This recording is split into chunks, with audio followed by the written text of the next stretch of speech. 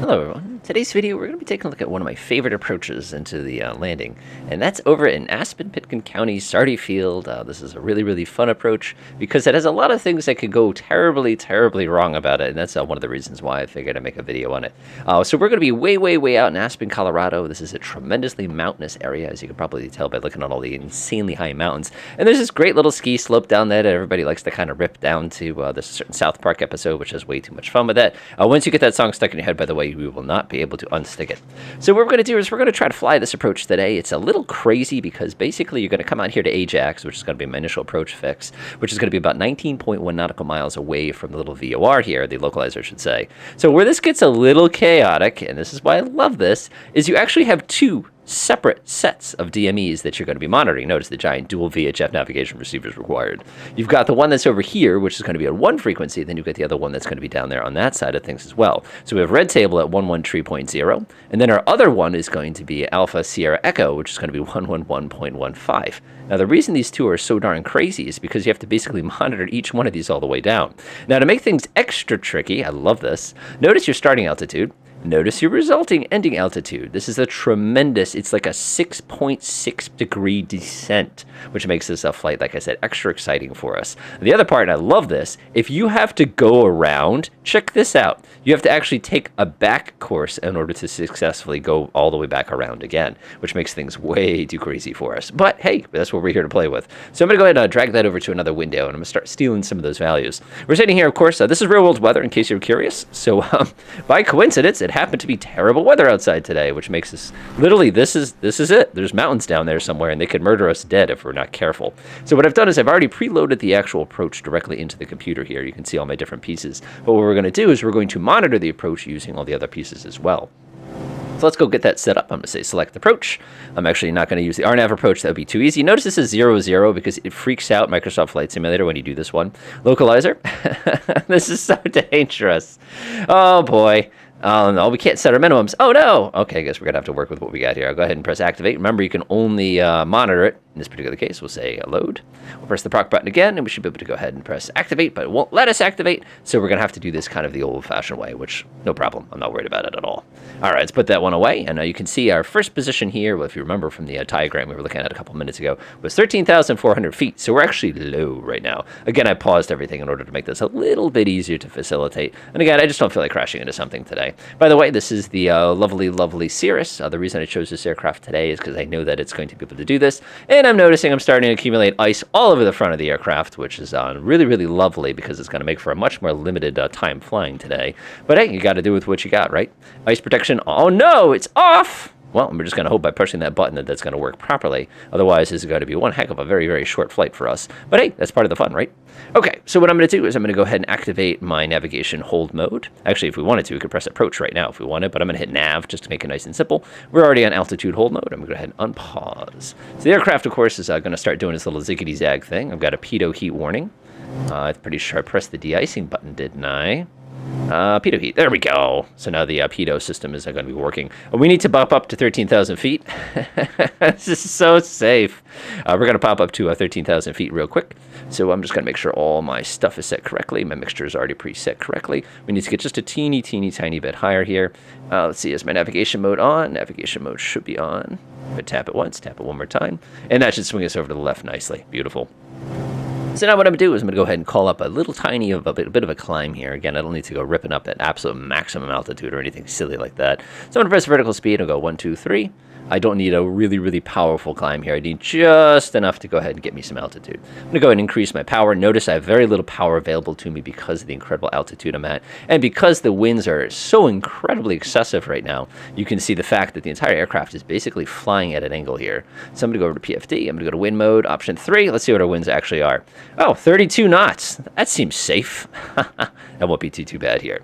So now we got to go ahead and figure out exactly what we're going to be doing here. So I'm going to go ahead and set up all my radios next, now that I know that I'm on my way, but like I said, obviously we have a very extreme conditions here, and I'm watching my speed slowly bleed off here. You know, if we start getting too slow or we start sinking or something along those lines, that just means the ice is starting to win the fight. So I'm just going to go over to assistance options.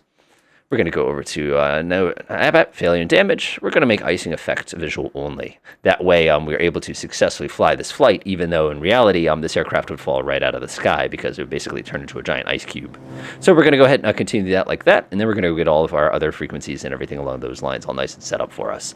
So the first frequency we're going to need is we're going to need to go ahead and get the red table VOR. That's a 113.0. That is the one we're going to be monitoring. So what I'm going to do is I'm going to come over here, and we're going to go ahead and dial that in directly. All right, 113. Oh, 0.0. Hey, look at that. It's already been selected. Swap. So this one is our monitoring one. So we're actually, let me actually unswap that. Push this button. This is the one we want to do because this is the one we're going to be watching for. 113, it should say DBL. It does. Delightful. Now what we're going to do is we're going to go ahead and swap back to our main one. We're going to dial in the localizer, which is a frequency of 111.15.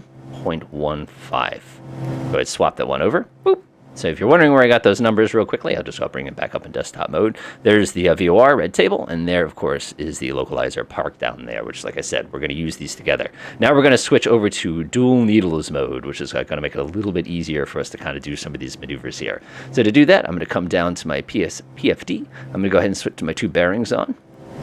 So that way I have some information on one of the bearings, and then I have information on the other one of the bearings. So what I'm going to do now is I'm going to fast forward till we get just to the tippy top of the approach.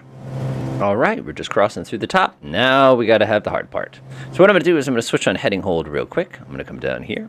I'm going to slap that on real fast. Now what I'm going to do is I'm going to switch my CDI so that it switches to our localizer. Whoop, too fast. There it goes. And now what I'm going to do is I'm going to go ahead and arm the approach by pressing the APR button. So now what's going to happen is once we cross that magical line, now we're going to be beginning our descent. Again, this is the JAX position. We need to be at an altitude of 13,400. So we're actually a little on the low side. And we're actually going to be hitting our second waypoint called KASE. And we're going to be hitting that one pretty much at that 13,000 feet. So this is where things are going to get extremely tricky, extremely quickly. Extremely quickly. Haha, that's funny.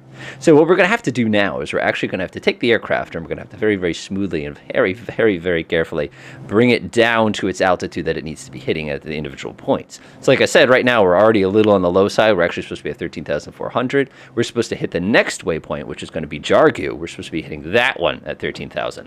The next waypoint we're going to be interested in is going to be FIMSO. We're supposed to be hitting that one at 12,300 feet. So I'm going to go ahead and bring this down to 12,300 feet for us. I'm not actually going to tell it to do anything just yet because, like I said, we're descending. Let me go ahead and grab that again so that you can take kind of a peek at it here. So again, Jargu, we're supposed to be at 13,400, which we are below, which is actually kind of dangerous. We're at 12,900 for the next one. We're going to be fine. So when we cross KASE, this is going to be the altitude. By the way, we know we hit KASE correctly when we hit the 10.9 of the DME. And you can see right here we're at 17.4 on the DME. So we have a little ways to go even before we're supposed to be hitting the Jargu intersection.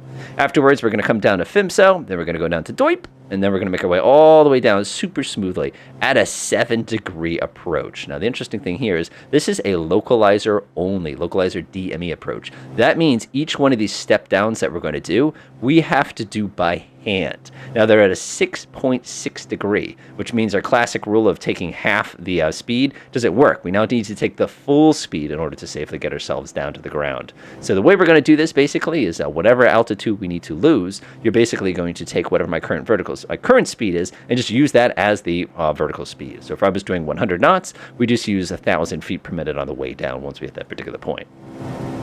So I'm noticing here we're about 15.4 nautical miles on the DME there. 15.4, remember 13.1 is supposed to be that position above us. We're already significantly low, and you can see that we're coming up on Jargu right now. So looking out the window, conditions have not improved in the slightest. If anything, you can see these beautiful mountains that we're passing by. Well, that doesn't make me nervous. I don't know about you guys, but I'm a little concerned. Not going to lie. The nice thing is we do have synthetic vision. It would be such a shame if somebody came over here and shut off synthetic vision.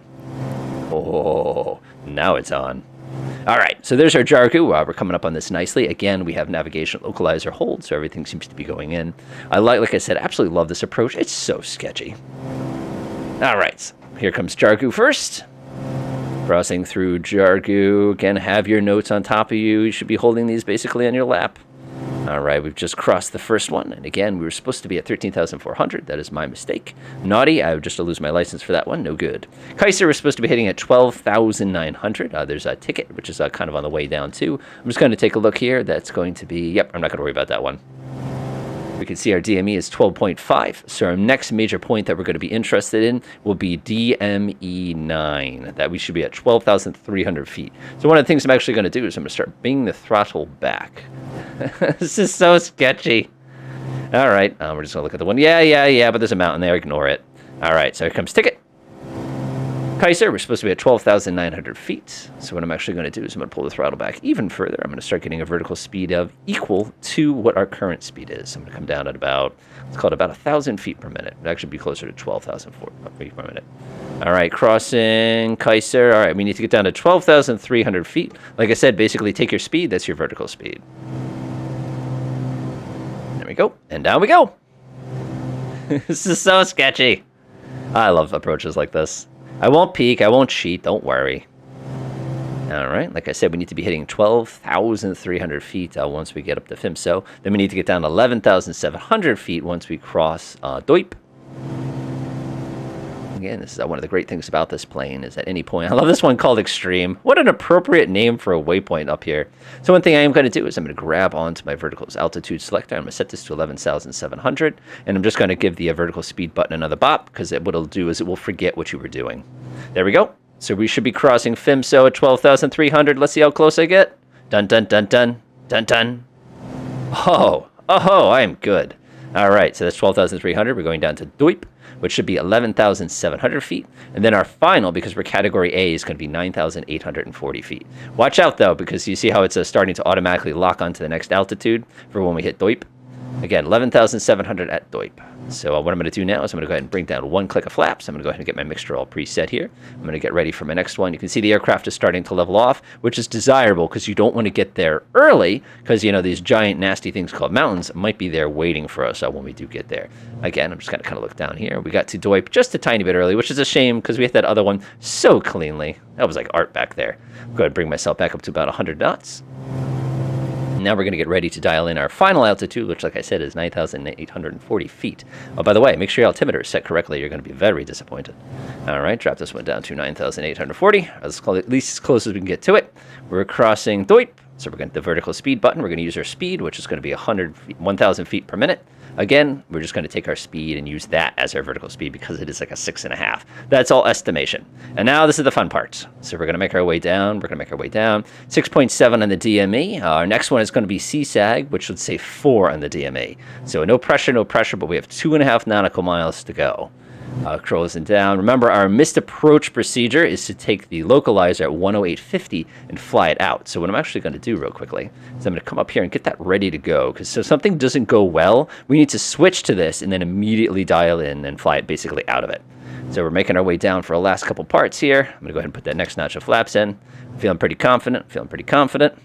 Coming up on Josan, remember SEAG basically should be 2.5 nautical miles. You can see we're at 5.5 now. Here comes Josan. Whoop, don't slow down too much. Still got to land the plane. It's called scud running, by the way. Be very cautious. Okay, Josan, like I said, we're coming up on our minimums. When this thing says 2.5, we should be on the ground. Let's see exactly what happens here. Like I said, nothing lower than 9,840 feet. And then we'll go take a peek out the window and see how close we did. All right, remember, there's no glide slope here. You have to do this by hand. Vertical speed is just slightly on the high side, and we go up, up. Like I said, you want to keep it roughly whatever your approach speed is.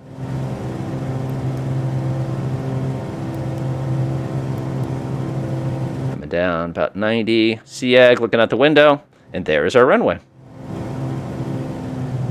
A little above minimums, but we're more than high enough. Now, remember earlier I was saying that this is a steep approach? Look at how steep the approach is. All right, and get ready to hit minimums. That's minimums right there. So at this point, if I could not see the ground when I come up to the thing that says SEAG, we would be busted. But what I want to show you is how insanely steep this approach is right now. You can literally see that my plane is basically pointing 5 or 6 degrees downwards. So when we did that entire approach, not only were the conditions darn right scary, but look what you have to undo on your way down. So I'm actually going to go ahead and slip the plane a little bit here. And I'm going to do one of these things. And we're just going to kind of enjoy the fact that we're a nice light general aviation plane and we're not like a Boeing 737. By the way, when you take flights here from Denver, you get some very interesting choice airplanes in order to safely get you down to the ground here. Now imagine what would happen if we were to lose signal to one of those systems and we'd have to go through that mountain that we see right there on our left. That would not be for a pleasant experience, that's for sure. And that's 2.5, so that would be landing. I'm looking at the window. Beautiful. That's exactly what we were hoping it would be, so we're actually pretty good. And I did misspeak, by the way. Oh, nope, that's circling. I was right. Never mind. I got it right. All right, let's put this thing down on the ground. Could you imagine flying that and that continued nastiness that we had a little bit earlier? It looks like we kind of got underneath most of the nastiness. Of course, as you probably are aware, that nastiness would have killed us. But, you can't win them all, right? All right, there's beautiful runway 15. I am so happy to be on the ground after an approach like that. I don't know about you folks. There's 7.5 knots. We're going to come over the end of the threshold. We got a little bit of a crosswind going, nothing bad. Nose back. And we're just going to go ahead and settle this thing down. These Cirruses are way higher off the ground than they look. Trust me on that one. And we're going to cancel out the rudder right on the 1,000 footers. Delightful. Hold down the brakes. Give everybody a victory wiggle, and we did it. So hopefully that video was interesting. I highly recommend trying this approach. It is super duper fun. As you could see, a couple different places where I was a little lower than I needed to be, a little bit faster than I needed to be. But for the most part, everything was basically what they expect you to fly to get this plane safely down to the ground. Now, if I turn around, look behind me, let me go ahead and press this. By the way, beautiful rainbow. Let me go ahead and now remove that nasty weather real fast because I just want to show you what we just did.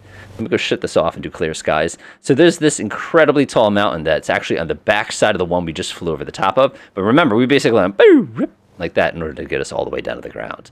So hopefully it encourages you to try this one. Again, this is a Kilo Alpha Sierra Echo. This particular approach was the LOC/DME, a Localizer DME approach, and it is super fun because like you can see just how absurd it is. Now, if you really want to have a fun time, try flying that in an airplane like an airliner and try to get yourself not going off the end of the runway. Other than that, enjoy.